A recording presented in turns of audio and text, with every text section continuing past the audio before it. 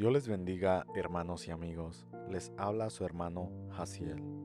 En esta hora veremos el tema Visión de la Gracia Inmerecida. La base bíblica se encuentra en el capítulo 55 del libro de Isaías, versículos del 1 al 13. Leeremos la palabra de Dios honrando a Dios Padre, Hijo y Espíritu Santo. Y a la letra dice: A todos los sedientos, venid a las aguas, y los que no tienen dinero, venid, comprar y comed. Venid, comprar sin dinero y sin precio, vino y leche. ¿Por qué gastáis el dinero en lo que no es pan, y vuestro trabajo en lo que no sacia? Oídme atentamente y comed el bien, y se deleitará vuestra alma con grosura. Inclinad vuestro oído y venid a mí. Oíd y vivirá vuestra alma, y haré con vosotros pacto eterno, las misericordias firmes a David. He aquí que yo lo di por testigo a los pueblos, por jefe y por maestro a las naciones. He aquí, llamarás a gente que no conociste, y gente que no te conocieron correrán a ti, por causa de Jehová tu Dios, y del Santo de Israel que te ha honrado. Buscad a Jehová mientras pueda ser hallado, llamadle en tanto que está cercano. Deje el impío su camino, y el hombre inicuo sus pensamientos, y vuelva hacia Jehová, el cual tendrá de él misericordia, y al Dios nuestro, el cual será amplio en perdonar. Porque mis pensamientos no son vuestros pensamientos, ni vuestros caminos mis caminos, dijo Jehová. Como son más altos los cielos que la tierra, así son mis caminos más altos que vuestros caminos, y mis pensamientos más que vuestros pensamientos. Porque como desciende de los cielos la lluvia y la nieve, y no vuelve allá, sino que riega la tierra y la hace germinar y producir, y da semilla al que siembra y pan al que come, así será mi palabra que sale de mi boca. No volverá a mí vacía, sino que hará lo que yo quiero y será prosperada en aquello para que la envié. Porque con alegría saldréis y con paz seréis vueltos. Los montes y los collados levantarán canción delante de vosotros, y los árboles del campo darán palmadas de aplauso. En lugar de la zarza crecerá ciprés, y en lugar de la ortiga crecerá arrayán. Y será a Jehová por nombre, por señal eterna que nunca será raída. En este capítulo tenemos una visión del pacto de gracia, no solo con el pueblo escogido por Dios en su momento de crisis, sino también con nosotros a través de Jesucristo. Hay un cambio impresionante de lenguaje en la palabra dirigida a Israel. Ahora Dios se presenta como el proveedor de sus necesidades primarias y lo hace libre de imposición o demandas hacia el pueblo. Habiéndoles manifestado en muchas ocasiones su ira a causa de la desobediencia de ellos, esta palabra les llega como agua fresca al alma sedienta. Descubrimos en este pasaje la gran diferencia que hace la gracia en la vida de aquellos que son capaces de creerle a Dios y acercarse a su presencia con fe sencilla. El don inmerecido de Dios es ofrecido a todos los hombres. Aunque la oferta es universal, sus efectos son individuales, dependiendo de la respuesta de cada cual. La invitación al diálogo se hace sentir en los términos en que se expresa el mensaje profético. El apóstol Pablo nos recuerda que la salvación no es producto de esfuerzo o méritos humanos, sino de la gracia por medio de la fe. Esta gracia es un don, un regalo de Dios, para que nadie se jacte.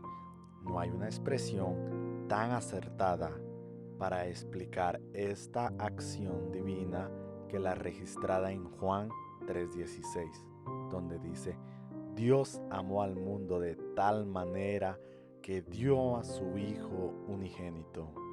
Una invitación universal a recibir la gracia. El estilo de la invitación se ha comparado con la forma en que los vendedores ambulantes ofrecían su mercancía en el Antiguo Oriente. El mensaje evangélico se da en torno a esta invitación que emana de la gracia. Dios es quien da primero. Siempre toma la iniciativa en llamar, buscar y proveer para nuestro bien. Aquí hay una invitación abierta a los pobres, a los necesitados, a quien sea capaces de acertar su fracaso tratando de saciarse en otras fuentes. Pero nótese que hay 3 imperativos: venid, comprad, comed. Es primero una apelación a la voluntad, al venid. El segundo imperativo es una invitación a invertir, dice comprad.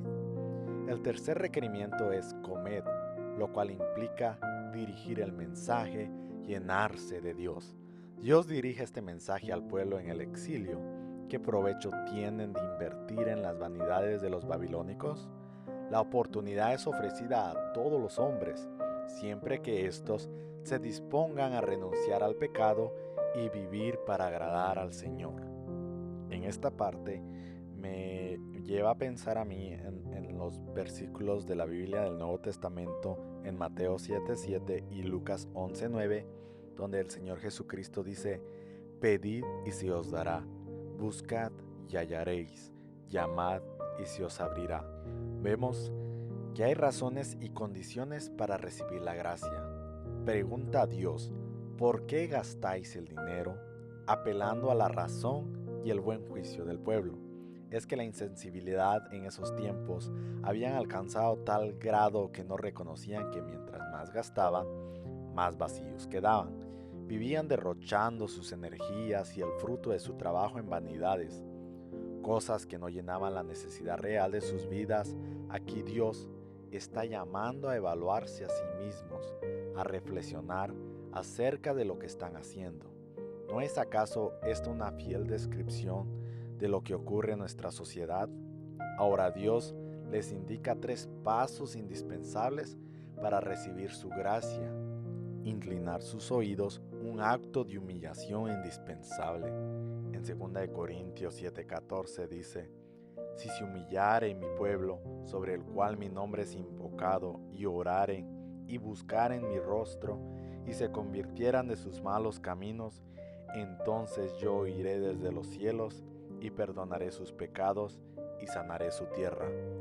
Oír, que es mucho más que escuchar; venir, que implica un acto de fe, afirmación y obediencia. Esta es la acción que corresponde a la fe que se profesa. No hay posibilidad de saciar el alma sedienta si permanecemos sin venir hacia Él y humillarnos. Oír y venir son inseparables en esta operación de la gracia, aunque sabemos que son más los oidores olvidadizos que los hacedores de la palabra. La figura central de la gracia, en este versículo 4, hay una referencia directa al Salvador, que es llamado aquí el testigo enviado a los pueblos. Ahora, ¿en qué consiste el testimonio de Jesús? En revelar la voluntad del Padre, su compasión por el mundo perdido y presentarles el camino que lleva a la vida eterna. Las declaraciones de Jesús estuvieron cargadas de contenido verdadero y juntamente con ellas sus obras como evidencia de su veracidad. Mas yo tengo mayor testimonio que el de Juan, porque las obras que el Padre me dio para que cumpliese, las mismas obras que yo hago, dan testimonio de mí, que el Padre me ha enviado. Una fiel traducción de Jefe, otro título usado por Reina Valera, en este versículo atribuido al Señor, es líder. Y Cristo es el líder por excelencia.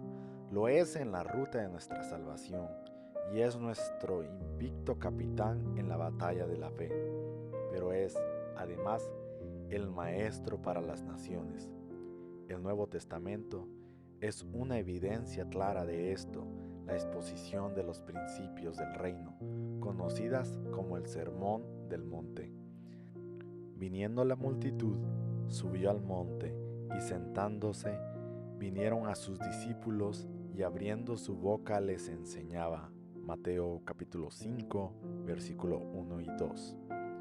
Todas las personas correrán hacia Cristo, los desconocidos, haciendo aquí alusión a los gentiles, también serán alcanzados por esta bendita gracia. Y nuevamente el profeta invoca 3 imperativos indispensables para recibir la gracia de Dios: buscar, llamar, dejar. En Isaías capítulo 1, versículo 16 al 18 dice: lavados y limpiados, quitad la iniquidad de vuestras obras de delante de mis ojos, dejad de hacer lo malo, aprended a hacer el bien, buscad el juicio, restituid el agraviado, haced justicia al huérfano, amparad a la viuda, venid luego, dice Jehová, y estemos a cuenta. Si vuestros pecados fueren como la grana, como la nieve serán emblanquecidos. Si fueren rojos como el carmesí, vendrán a ser como blanca lana. Como beneficio de estas 3 acciones de fe, se garantiza la misericordia y el perdón de Dios. El llamamiento sigue siendo compasivo y apelando a la voluntad humana. Dios no viene rompiendo cerrojos o quebrando voluntades o tratando de convencerte a la fuerza, no. Él está a la puerta llamando y ofreciendo algo mucho mejor que lo que tenemos. En Apocalipsis 3:20 dice: he aquí, yo estoy a la puerta y llamo. Y si alguno oye mi voz y abre la puerta, entraré a él y cenaré con él y él conmigo. ¿Qué ocurre cuando el hombre accede al llamado de la gracia divina? Bueno, en el versículo 7 se le asegura la misericordia y el perdón. Estos son los efectos maravillosos de la gracia de Dios. Ningún pecador arrepentido ha sido jamás rechazado, y toda alma que se humilla alcanza la misericordia de Jehová. La excelencia de la visión divina. Nuestra naturaleza no logra comprender la profundidad de la excelencia del pensamiento de Dios. Sus obras y sus acciones están muy por encima de nuestra capacidad de comprensión. ¿No habías sabido, no has oído que el Dios eterno es Jehová, el cual creó los confines de la tierra? No desfallece ni se fatiga con cansancio, y su entendimiento no hay quien lo alcance, dice Isaías 40:28. De esta manera se establece la gran distancia entre el estilo de vida de los hombres y el de Dios. A modo de ilustración, se hace referencia a la lluvia y la nieve, elementos que realizan una misión fertilizadora sobre toda la tierra, siempre reservándose Dios el derecho y el poder para saturar, derramando su gracia ahí donde es necesaria para cumplir su voluntad. Algo semejante hace Dios en nosotros al derramar de su Espíritu en nuestras almas. La tierra responde a los efectos de la humedad producida por la lluvia, fructificando. Ese mismo es el propósito de la gracia derramada en nuestras vidas, hacernos productivos para Dios. Es por la gracia que nuestra vida puede ser una bendición para otros y no simplemente absorber la bendición en forma estéril y egoísta. Por su palabra somos llamados a llevar frutos. En Juan 15:16 nos dice: no me elegisteis vosotros a mí, sino que yo os elegí a vosotros, y os he puesto para que vayáis y llevéis fruto, y vuestro fruto permanezca, para que todo lo que pidiereis al Padre en mi nombre, Él os lo dé. La palabra de Dios nos dice también: y el que da semilla al que siembra, y pan al que come, proveerá y multiplicará vuestra sementera, y aumentará los frutos de vuestra justicia, para que estéis enriquecidos en todo para toda libertad, la cual produce por medio de nosotros acción de gracias a Dios. Y esto lo encontramos en 2 Corintios capítulo 9, versículos 10 y 11. La promesa para nosotros los receptores de la gracia, alegría y paz, 2 anhelos del alma humana en todo tiempo y lugar, son aquí prometidos para aquellos que reciben la gracia de Dios. Aún el firmamento y la naturaleza celebran la vida de los redimidos. El cambio en la naturaleza será otra señal de la bendición de Dios para su pueblo. Los frutos del Evangelio producen gozo y alegría en donde el mensaje es bien recibido. Eso se nos dice de Samaria, así que había gran gozo en aquella ciudad. Hechos capítulo 8, versículo 8. Y el apóstol exhorta a los creyentes a manifestar su gozo en el Señor siempre, en Filipenses 3:1. Por lo demás, hermanos, gozaos en el Señor. Romanos 3:24 también nos dice, porque la gracia de Dios se ha manifestado para salvación a todos los hombres, no a uno, no a excepción de personas, sino a toda la humanidad. Las puertas están abiertas y hoy es el día de gracia, aún estamos en tiempo de gracia. Vemos que la Biblia se cierra con una invitación a disfrutar del gozo de la gracia consumada. En Apocalipsis 19, 7 y 8 nos dice, gocémonos y alegrémonos y démosle gloria, porque ha llegado las bodas del Cordero y su esposa se ha preparado, y a ella se le ha concebido que se vista de lino fino, limpio y resplandeciente, porque el lino fino es las acciones justas de los santos. Te damos gracias, Señor, porque nos has permitido en este día poder aprender de tu palabra, Señor, con este tema, visión de la gracia inmerecida, porque a pesar de ser inmerecedores de esta gracia, Señor, a ti te place, Señor, todos los días, Señor, ayudarnos a seguir adelante, avanzando en tus caminos, mi Dios, y a poder, Señor, a llevar tu palabra a aquellas vidas, Señor, a poder hablar tu evangelio, oh Dios mío, y poder predicar tu palabra, Señor, a aquel que aún no conoce de ti, Dios mío.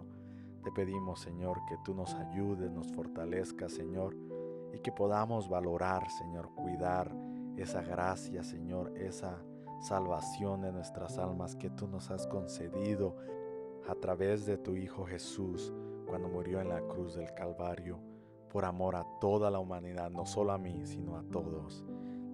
Te damos gracias, Señor. Amén.